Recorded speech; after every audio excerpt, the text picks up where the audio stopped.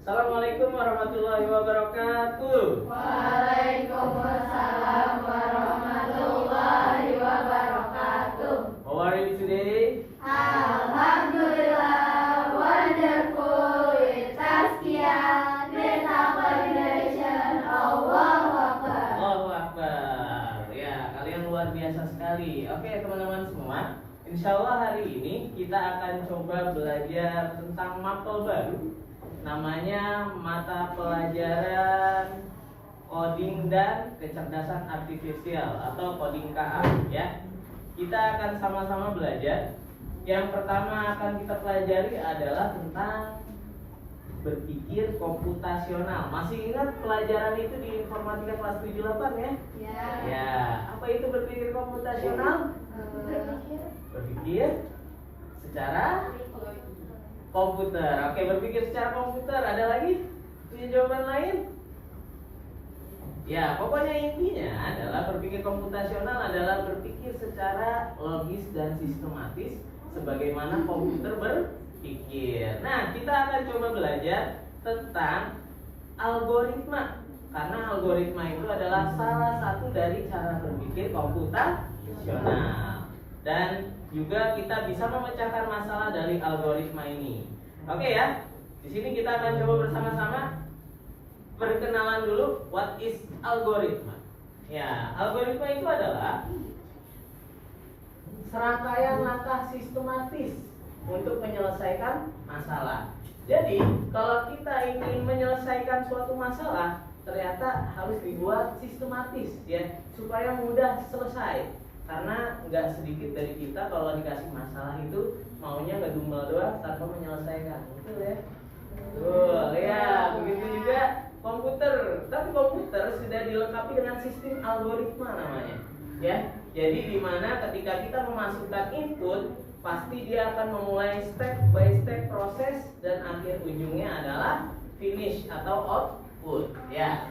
Kemudian kita bisa menganalogikan algoritma itu bagaikan resep makanan ya. Algoritma memadukan kita dari awal sampai dengan akhir. Ada yang pernah di sini nyoba melihat tutorial cara masak mie instan? Saya. Oke, gimana caranya? Udah pasti otomatis buka dulu bungkusnya ya kan ya? Apa beli dulu? Beli dulu mie-nya. Habis itu buka bungkusnya, masukin mie-nya ke dalam air hangat apa dimasak? Oh, air panas boleh langsung. Habis itu ditunggu ya kalau mau pakai stok mie biasanya, atau mau dimasak dulu. Kemudian bumbunya diapain? Dibuang. Terus gak pakai bumbu dong. Bumbunya ditaruh di piring atau mangkok ya. Setelah itu baru kita tuang mie-nya. Mau pakai kuah boleh, enggak juga nggak apa-apa. Nah, itu model dari awal buka bungkus sampai dengan kita makan, itu namanya langkah-langkah algoritma. Nah, jadi algoritma nggak mesti ada di komputer ya, tapi dia juga bisa dalam kehidupan sehari-hari. Oke, next. Contoh sederhananya adalah coba kita cara menuju kelas dari gerbang sekolah. Pernah nggak kita ngitungin cara kita dari gerbang sekolah menuju ke kelas kalian di sini dah? Apa yang kalian lakukan kira-kira? Ya, berjalan berapa langkah? Ya, belum pernah ngitung ya? Kita tanpa sadari sedang melakukan algoritma. Tapi kalau misalnya mau memasukkan ke dalam komputer atau mau memerintahkan, misalnya ada orang buta gitu kan, suruh ke kelas kita, apa yang dilakukan? Kamu jalan, maju, ntar mentok nabrak pohon gitu kan, besok belok ke kiri, ntar masuk ke dalam gitu kan. Nah, seperti itu. Nanti ada algoritma ya. Nah, inilah algoritma. Kemudian, nah kita akan coba belajar dengan cara PBL. Nah, ini yang pengganti P5 biasanya ya. Nah, kalau di coding KA kita juga punya PBL. Jadi kita akan memulai dengan studi kasus dulu. Ada kasus apa nih yang akan kita coba pecahkan masalahnya. Kemudian kita akan mendiskusikannya ke dalam kelompok kecil. Kemudian menyusun solusinya dalam bentuk algoritma. Dan kemudian nanti kita akan coba hasilkan dengan presentasi. Lalu kita refleksi bersama, oke ya. Nanti ini kegiatan yang akan kita lakukan hari ini. Oke, next. Kita buat challenge ya. Ustadz pilihkan challenge yang paling gampang deh. Studi kasusnya kita kedatangan murid baru kelas 7. Lalu murid baru ini belum menemukan ruang kelasnya. Kita coba bantu ruang kelasnya ya, cari ruang kelasnya. Nah, langkah-langkahnya adalah kita identifikasi dulu masalahnya. Ini ada murid baru. Namanya adalah Ali dan Aisyah. Ya, Ali dan Aisyah. Nanti kita akan coba buat program di Scratch atau PictoBlock. Bagaimana kita menjadi Scratch atau menjadi PictoBlock untuk apa? Menanyakan siapa nama kamu. Kemudian nanti kalau dia jawabnya Ali, maka dia ada di kelas 7A atau 9A boleh deh. Ya, 7A. Nanti kalau dia jawabnya Aisyah, maka kita akan ngomong sebagai PictoBlock akan ngomong kamu kelasnya ada di kelas 9B gitu ya. Kalau misalnya bukan dari itu, misalnya jawabannya adalah Nurul gitu kan, atau Ahmadun gitu. Nah, jawabannya adalah saya nggak kenal Anda gitu kan, nama kamu nggak tercantum gitu ya. Nanti kita coba buat di dalam Scratch, bisa nggak ya? Bisa kayaknya. Dengan cara apa? Dengan cara pertama kita buka blok as untuk pertanyaan, nanti ada dijelaskan di situ. Kemudian menggunakan logika if and else ya. Jika, maka, gitu ya. Kemudian tambahkan script dan backdropnya yang jelas. Oke ya. Setelah ini Ustadz akan berikan LKPD-nya. Kalian bisa coba mengerjakannya bersama teman-teman di Scratch-nya.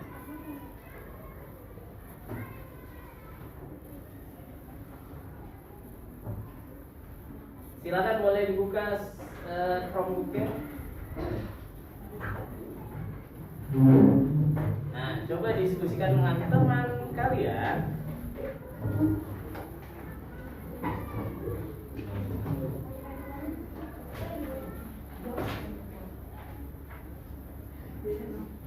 Oke. Kita coba ya. Nyalakan di Chromebook kalian, kemudian ikuti instruksinya, lalu dijawab pertanyaannya. Saya beri waktu berapa menit? Kira-kira. Ya, nanti seperti ini nih hasilnya ya. Ini udah dibuatkan contohnya. Saya ngebuat bukan di Scratch lagi karena Scratch terlalu biasa.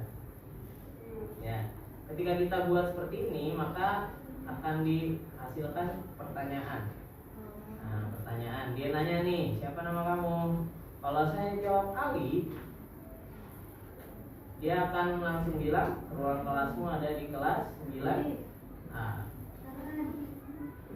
Seandainya saya kasih jawaban Aisyah, maka dia akan menjawab kelasnya di kelas 9B. Gitu ya. Kalau saya jawab yang lain, misalnya kasih gitu ya, anomali kelas 7, ya maka jawabannya nama tidak ditemukan karena belum lulus kelas 8. Oke? Seperti itu. Oke teman-teman, bisa ya. Coba dibuat Scratch-nya disesuaikan dengan contoh yang ada di situ. Ya. Yang pertama-tama kalian lakukan pasti otomatis adalah buat apa? Buat blok-blok yang sesuai. Ya. Sebelum dimulai biasanya cari blok yang kejadian ya, yang motion. Kejadian yang even bahasa Inggrisnya. Tinggal ditarik, pindahkan ke samping.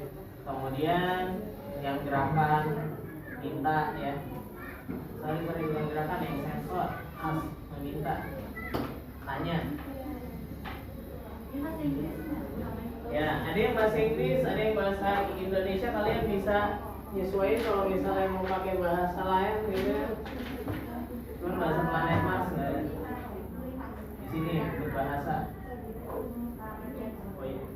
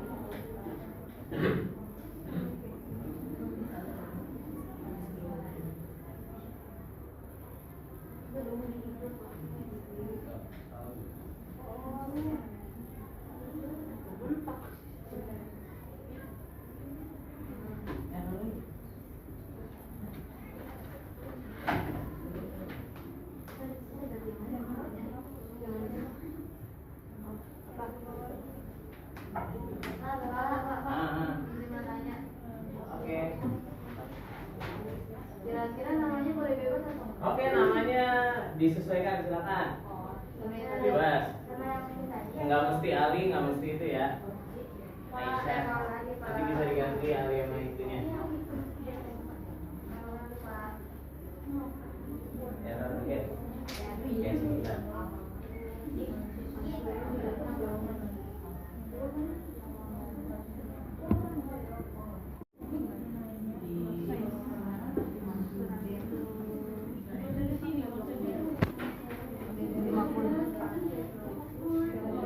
Model pengaturan sprite.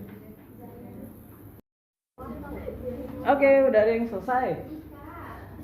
Coba kita cek. Jalankan.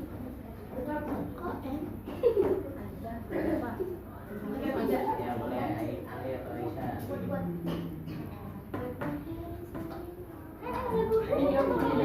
Ah, nice.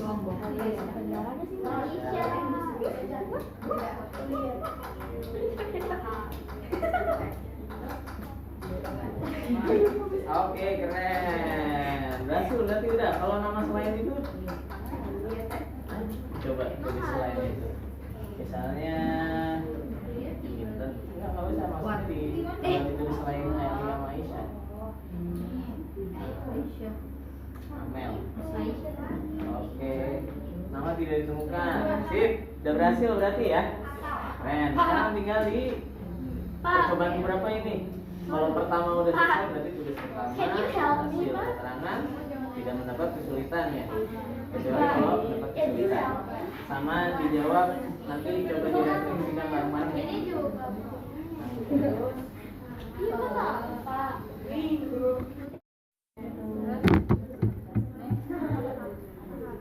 Oke teman-teman, gimana? Sudah bisa?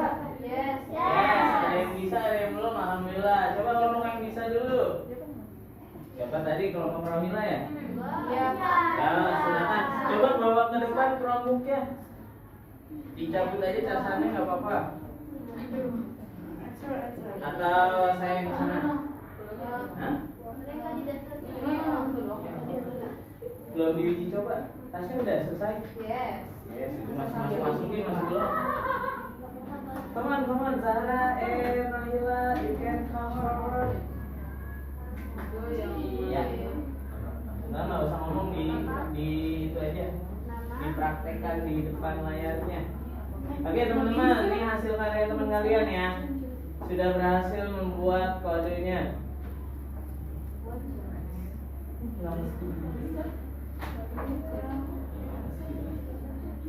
Oke, ini bisa dilihat udah jadi ya. Pakai bahasa Inggris, bahasa Indonesia, apalah. Coba sprite-nya digedein, oke? Sip. Dimulai dari awal. Iya, what's your name? Kemudian ditulis Aisyah. Aisyah hanya 2, tanda seru. Apakah bisa? Ruang kelas di 9B. Oke, betul kodenya ya. Coba kalau yang laki-laki, siapa tadi masukin ya? Ali, ruang kelasmu di 9A. Oke, keren. Satu lagi, what's your name? Misalnya namanya Zahra gitu. Alibaba, oke Alibaba. Oke, nama tidak ditemukan ya, atau no entry data. Sip, terima kasih. Berarti udah selesai ya. Oke, teman-teman semua. Teman kalian sudah mewakili, berarti sudah ada yang berhasil di percobaan pertamanya. Keren. Buat teman-teman yang percobaan pertama gagal, nggak apa-apa, nanti dicoba lagi. Ya, sekarang kita coba refleksikan apa yang kalian pelajari dari sini. Kita bisa? Hah? Ya, bisa tahu cara membuat animasi. Oke. Ada lagi Aisyah? sebagian namanya? Apa yang bisa kamu refleksikan? Di sini kan ada pertanyaan nih. Oke, pertanyaan refleksinya kita coba ya dijawab bersama-sama.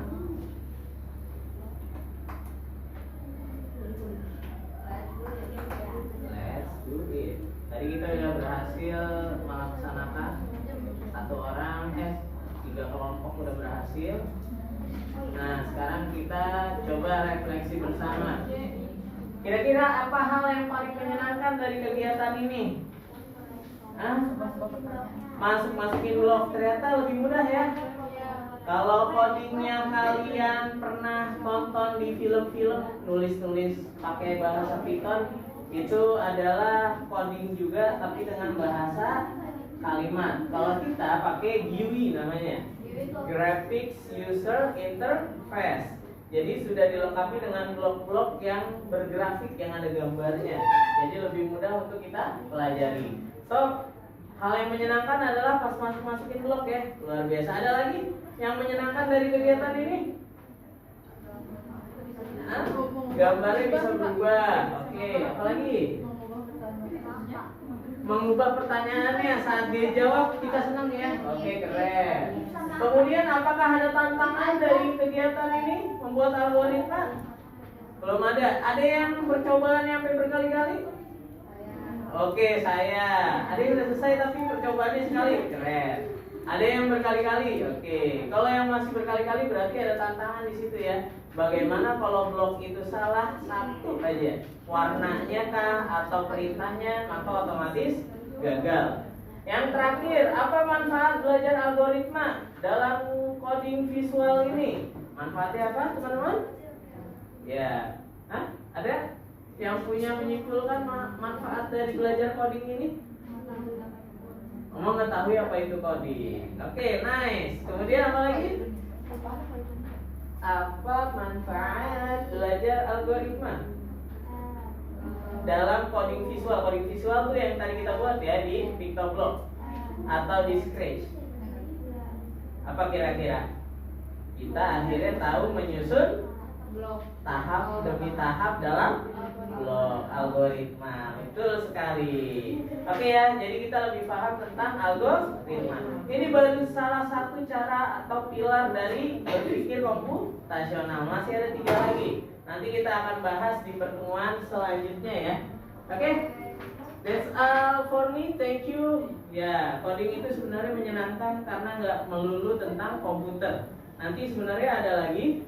Ini LKPD kita bikin memecahkan masalah dari salah satu apa nih bahasanya ya, mengantarkan angkot ini ke museum, menentukan rute yang tepat. Nah ini ada pembelajarannya juga ya. Nanti kita akan coba di pertemuan selanjutnya mungkin karena waktunya sudah habis ya. Ada yang mau ditanyakan lagi? Tidak ada? Ya. Oke, terima kasih semuanya. Kita tutup ya. Assalamualaikum warahmatullahi wabarakatuh. Waalaikumsalam warahmatullahi wabarakatuh. Oke. Give applause buat kita semua.